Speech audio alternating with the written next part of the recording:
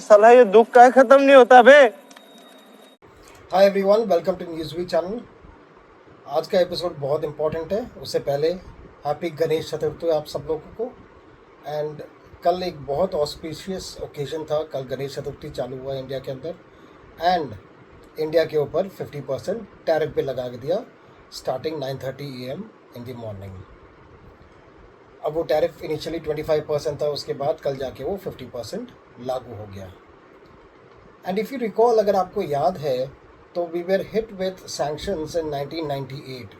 उस टाइम पे हमारे पास सैंक्शंस लगे थे, लेकिन आप एक चीज़ ध्यान रखेंगे कि इंडिया का progress rate always remained upward. वो हरदम ऊपर की तरफ आप इंडिया का प्रोग्रेस रेट जाता रहा। सैंक्शंस का ज़्यादा इम्पैक्ट नहीं हुआ, दो इम्पैक्ट हुआ था लेकिन ज़्यादा इम्पैक्ट नहीं हुआ था, लेकिन इंडिया डिड गो अपवर्ड। और मुझे ये लग रहा है कि इस बार भी जो सैंक्शंस, या आप 50% टैरिफ बोल दो या सैंक्शंस बोल दो, वो भी मुझे लग रहा है कि बेटर हुआ है, अच्छा हुआ है। ये हुआ है, थोड़ा बहुत नुकसान हमें होगा, but then at the same time मुझे लग रहा है कि हम यहाँ से अपवर्ड ही जाएंगे।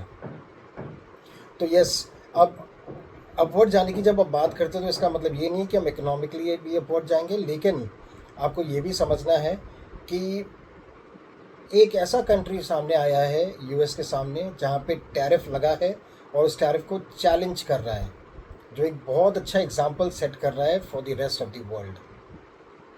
आई mean to be really frank, trumpet जो है, हम कॉमनली अपने चैनल पे ट्रम्प को ट्रम्पेट ही बुलाते हैं। तो ट्रम्पेट जो है वो बेसिकली एक जोकर ही है, और उसकी टीम में भी यूएस एडमिनिस्ट्रेशन में बंच ऑफ जोकर्स भी है उसके साथ हैं। यही सबसे बड़ा प्रॉब्लम है। उसको क्या सजेशन दे रहे हैं, क्या सजेस्ट कर रहे हैं, इन सब का कोई क्लैरिटी नहीं लग रहा है। तो ट्रम्पेट के आगे बहुत बड़ा एक प्रॉब्लम है।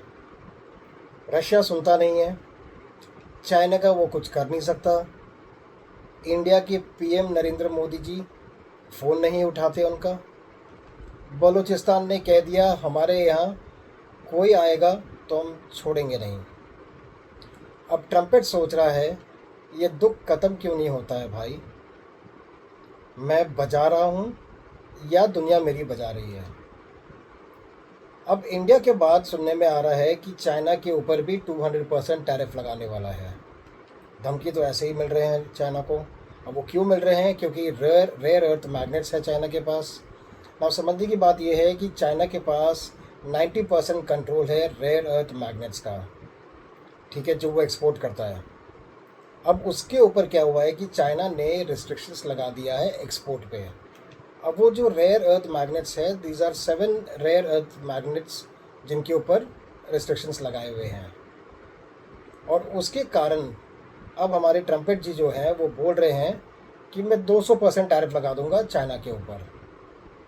अब कुछ तो कहीं पे कुछ लॉजिक होना चाहिए। मुझे याद है वो 25% से भी पहले जब इंडिया के ऊपर टैरिफ की बात हो रही थी तो उन्होंने टाइम पे 500% टैरिफ बोला था। पता नहीं किस टाइम पे, दिन के किस टाइम पे ये ट्वीट भी करते हैं ये सब चीज़ें। खैर, ट्रम्पेट का हालत अब यही है कि ये दुख ख़त्म क्यों नहीं होता है भाई। और यही होगा जब गोल्फ प्लेयर्स को आप है ना अपने एडमिनिस्ट्रेशन में दाखिला करवाओगे। अब कुछ दिन पहले न्यूज़ आया था एक जर्मन न्यूज़पेपर से कि लास्ट कुछ वीक्स में मोदी साहब ने ट्रम्प के 4 फ़ोन कॉल्स को मिस किया या रिस्पॉन्ड नहीं किया। अब मुझे लगता है वन ऑफ द एप्रीहेंशंस ये भी हो सकता है कि इंडिया का जब हमने ऑपरेशन सिंदूर किया था, उसके बाद जब इंडिया यूएस पाकिस्तान या जो भी है इंडिया पाकिस्तान के बीच में जब मीडिएशन हुआ था और पाकिस्तानियों ने फ़ोन किया था कि अब बंद करिए, बहुत हो चुका है करके, उसमें सीज़ फायर जब हुआ था तो यही ट्रम्प थे जिन्होंने इंडिया या पाकिस्तान के ऑफिशियल कम्युनिकेशन आने से पहले मीडिया के सामने ढिंढोरा पीटना चालू कर दिया कि मैंने मीडिएट किया है, मैंने ये सीज़ फायर करवाया है। तो ये भी एक रीज़न हो सकता है फ़ोन कॉल्स नहीं उठाने का। आपको नहीं पता कि अब आज की तारीख में ये क्या बात करेगा, फ़ोन पे क्या बोलेगा, क्या सामने जाके मीडिया को बोलेगा। तो इस चक्कर में could be a possible reason कि अवॉइड किया गया होगा फ़ोन कॉल्स। और मेरे को ऑन द लार्जर सेंस ये लगता है कि क्या ये ट्रेड और टैरिफ के डिस्कशन एक फ़ोन कॉल पे किए जाएंगे। हो सकता है ये उसी के लिए हो या किसी और रीज़न के लिए हो। तो मेरे ख्याल से दुखी कर रखा है सब लोगों ने ट्रम्प साहब को। रिमेंबर एक वीडियो मैंने पहले डाला था जिसमें मैंने आपको बोला था कि देर एक एस्केलेशन होगा आगे चल के यूएस और चाइना के बीच में बलूचिस्तान में, और हमने बात करी थी कि यार बलूचिस्तान में अब कंट्रोल नहीं हो पा रहा है पाकिस्तान से, और मुझे यही लग रहा है कि पाकिस्तान से बलूचिस्तान का कंट्रोल उठ गया है। और वो जो फील्ड मार्शल, सॉरी, वो फील्ड मार्शल को तो हम दस्त मार्शल कहते हैं, तो वो जो दस्त मार्शल है, ठीक है, उन्होंने तो जाके कमिट कर दिया होगा करके कि रेयर अर्थ मिनरल्स है मेरे पास, आप आइए हमारे पास, रेयर अर्थ मिनरल्स का को यूज़ करिए आप। अब प्रॉब्लम ये है कि हमने जैसे लास्ट टाइम भी बोला था कि ये तो बलूचिस्तान के कंट्रोल में है। रेयर अर्थ मिनरल्स जो है वो पाकिस्तान में नहीं है, बलूचिस्तान में अच्छे तादाद में है। अब क्या होता है जब चाइना वहाँ पे बैठा हुआ है, यूएस माइट से यूएस बोल सकता है कि एक काम करिए चाइना को कि आपके पास ग्वादर है, आपके पास सीपैक है, आप वो साइड को कंट्रोल कर लिए, जो वेस्ट का बलूचिस्तान है, जो वेस्ट बलूचिस्तान है, वहाँ पे हम कंट्रोल करेंगे, वहाँ पे हम रहेंगे और उन रिसोर्सेज का यूज़ हम करेंगे।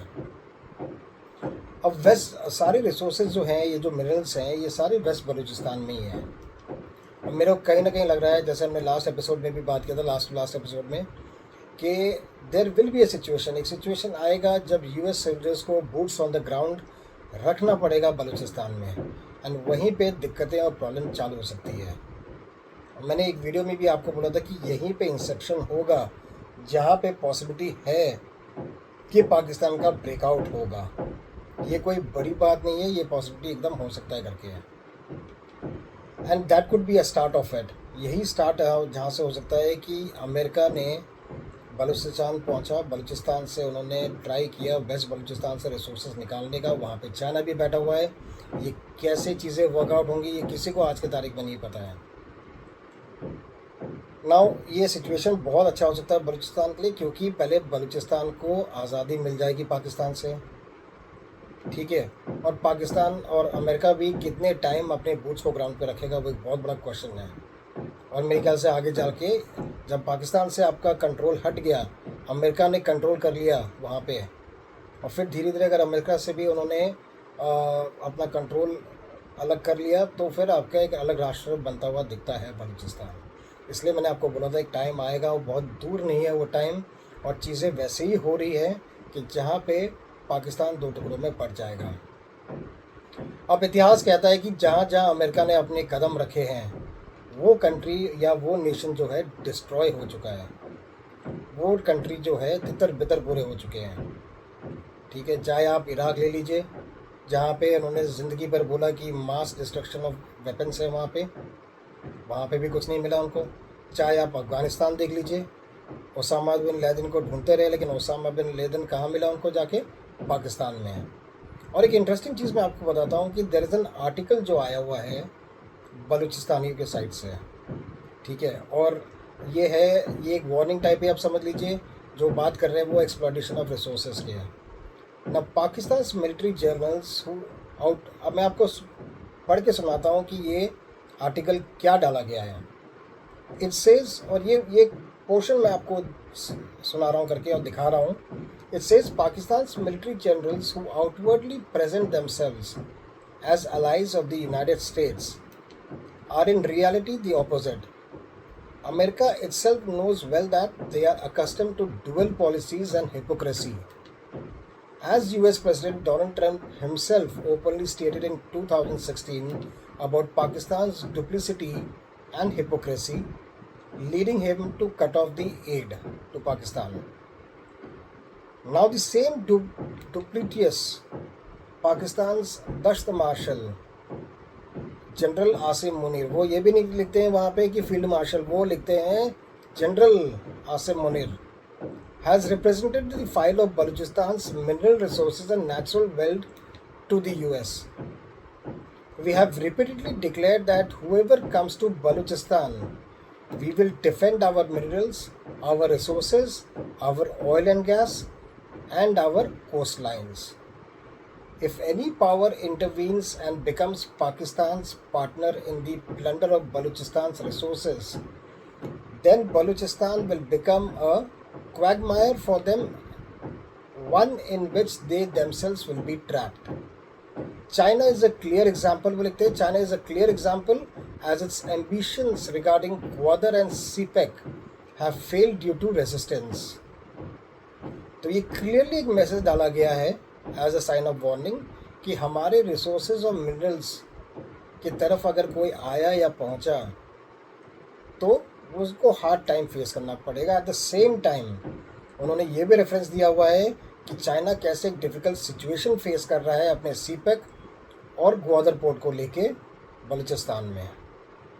तो ये बहुत इंटरेस्टिंग होने वाला है आगे चल के, जहाँ पे यूएस भी आ जाएगा. चाइना पहले से ही है और मुझे कहीं ना कहीं लग रहा है कि यहीं से लिबरेशन जो चालू हो गया है बलूचिस्तान का, पाकिस्तान से धीरे धीरे कट ऑफ होने का.